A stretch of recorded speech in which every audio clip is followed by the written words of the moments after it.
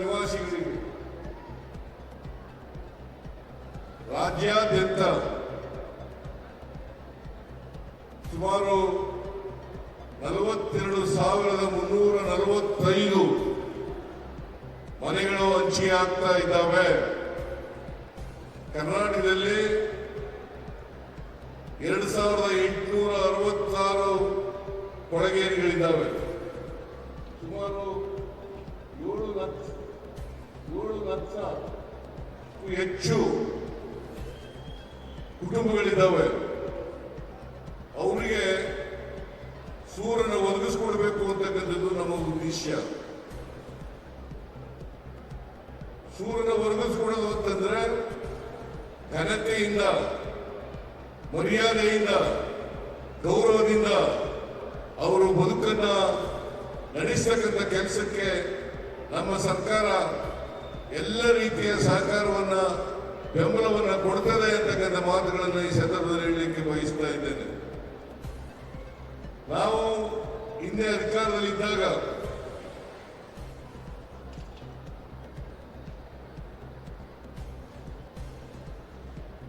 ಎರಡ್ 2013ರಿಂದ 2018ರವರೆಗೆ 5 ವರ್ಷಗಳ ಅವಧಿಯಲ್ಲಿ ಪ್ರತಿ ವರ್ಷ ನಾವು 3 ಲಕ್ಷ ಮನೆಗಳನ್ನು ಕಟ್ಟಿಕೊಡ್ತೀವಿ ಅಂತ ಹೇಳಿದ್ದವು. ವಸತಿಹೀನರಿಗೆ ಅವರಿಗೆ 3 ಲಕ್ಷ ಮನೆಗಳನ್ನು ಕಟ್ಟಿಕೊಡ್ತೀವಿ ಅಂತ ಹೇಳಿದ್ದವು. ನಾವು 5 ವರ್ಷಗಳಲ್ಲಿ 2013ರಿಂದ 2018ರವರೆಗೆ 5 ವರ್ಷ ನಾವು ಅಧಿಕಾರದಲ್ಲಿದ್ದಾಗ ಸುಮಾರು 14,58,000 ಮನೆಗಳನ್ನ ಕಟ್ಟಿದ್ದು. ಇದು ಒಂದು ಇತಿಹಾಸ, ಒಂದು ಸುವರ್ಣ ಕಾಲ ಅಂತಕ್ಕಂಥ ಮಾತುಗಳನ್ನು ಹೇಳಲಿಕ್ಕೆ ಬಯಸ್ತಾ ಇದ್ದೇನೆ. ಅಷ್ಟೇ ಅಲ್ಲ, ವಸತಿ ಕ್ರಾಂತಿಯನ್ನ ಆ ಸಂದರ್ಭದಲ್ಲಿ ನಾವು ಮಾಡಿದ್ರು. ಈ 5 ವರ್ಷಗಳಲ್ಲಿ 2018ರಿಂದ 23ರವರೆಗೆ ಭಾರತೀಯ ಜನತಾ ಪಕ್ಷದ ಸರ್ಕಾರ ಇತ್ತು, ಕುಮಾರಸ್ವಾಮಿ ಅವರಿದ್ರು. ಅವರು ಕಟ್ಟಿದಂತ ಮನೆಗಳ ಸಂಖ್ಯೆ ಸುಮಾರು 5 ಲಕ್ಷ ಮನೆಗಳ ಮಾತ್ರ ಕಟ್ಟಿದ್ರು. ಅದು ಹೊಸ ಮನೆಗಳನ್ನ ಮಂಜೂರು ಮಾಡಿರಲಿಲ್ಲ. ನಾವು 14,58,000 ಮನೆಗಳನ್ನ 5 ವರ್ಷದಲ್ಲಿ ಮಾಡಿದ್ದವು. ಇವರು 5 ವರ್ಷದಲ್ಲಿ ಏನು ಮಾಡಲಿಲ್ಲ.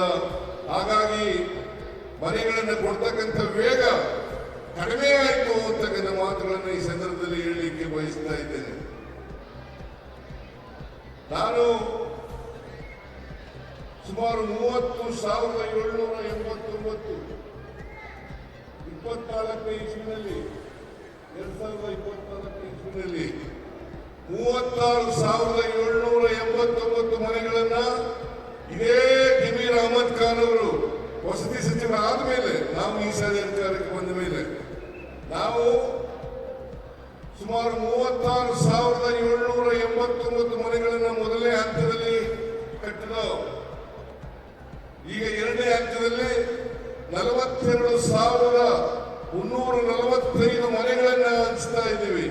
ಅಷ್ಟೇ ಅಲ್ಲ, ಕೊಳಗೇರಿ ಅಭಿವೃದ್ಧಿ ಮಂಡಳಿಯಿಂದ 20,000 ಹಕ್ಕುಪತ್ರಗಳನ್ನು ಕೊಡ್ತಕ್ಕಂಥ ಕೆಲಸವನ್ನ ಮಾಡ್ತಾ ಇದ್ದೀವಿ.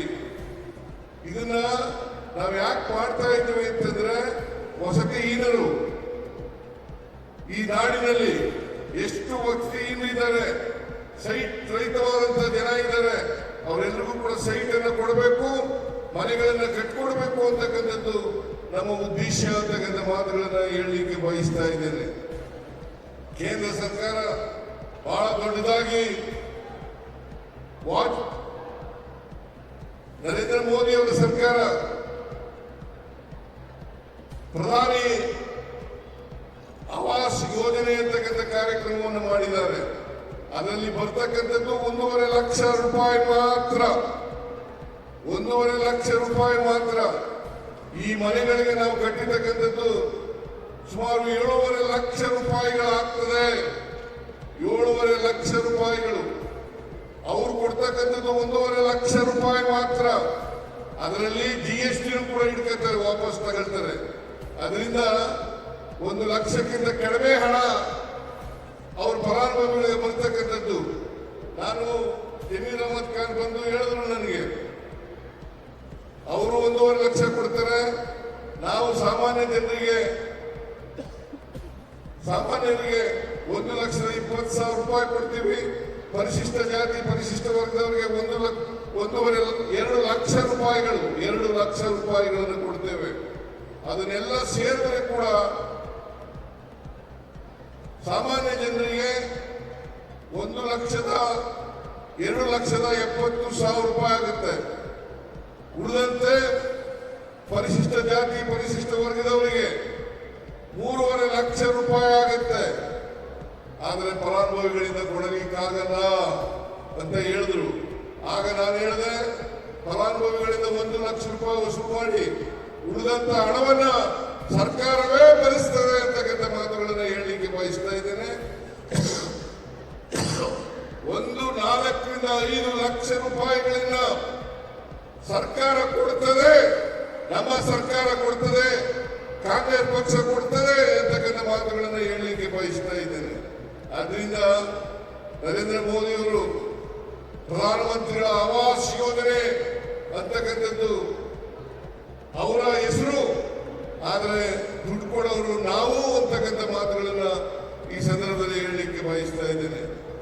ಈಗ ಸುಮಾರು 5.5 ಲಕ್ಷ 5,500 ಕೋಟಿ, 500 ಲಕ್ಷ ಅಲ್ಲ, 5,505 ಕೋಟಿ, 500 ಕೋಟಿ. ಇದನ್ನ ನಮ್ಮ ಸರ್ಕಾರದಿಂದ ಕಳೆದ 2 ವರ್ಷದಲ್ಲಿ ನಾವು ಖರ್ಚು ಮಾಡಿರ್ತಕ್ಕಂಥ ಹಣ, 2 ವರ್ಷದಲ್ಲಿ ನಾವು ಖರ್ಚು ಮಾಡಿರ್ತಕ್ಕಂಥ ಹಣ 5,500 ಕೋಟಿ ವಸತಿಗೋಸ್ಕರ ಖರ್ಚು ಮಾಡಿರ್ತಕ್ಕಂಥ ಹಣ.